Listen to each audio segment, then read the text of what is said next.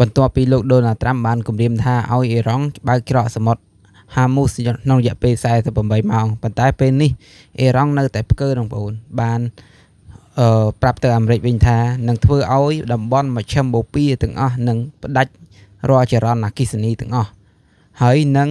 ធ្វើឲ្យតម្លៃប្រេងសាំងគឺឡើងថ្លៃកប់ពពកបងប្អូនអញ្ចឹងមានន័យថាអ៊ីរ៉ង់មិន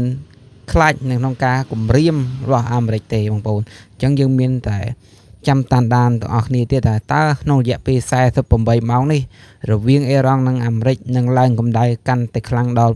ល់កម្រិតណាបងប្អូនព្រោះពេលនេះអាមេរិកក៏ថានឹងមានបញ្ហាបើសិនជាអ៊ីរ៉ង់មិនព្រមបើកច្រកសមុទ្រហាមូសក្នុងរយៈពេល48ម៉ោងប៉ុន្តែអ៊ីរ៉ង់ក៏បានប្រាប់វិញថាមិនត្រឹមតែមិនបើកទេបងប្អូននឹងធ្វើឲ្យចរន្តអគ្គិសនីនៅតំបន់មជ្ឈិមបូព៌ានិងប្រេងសាំងគឺឡើងថ្លៃកប់ពពករហូតដល់ស្មានមិនត្រូវបងប្អូនហើយសំខាន់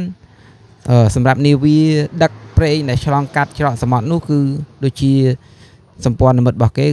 ចេញចូលអត់អីទេតែបើអ្នកណាដែលសម្ព័ន្ធមិត្តសាសនាមួយអាមេរិកគឺមិនអោយនេះទេបងប្អូនមិនអោយចេញចូលទេ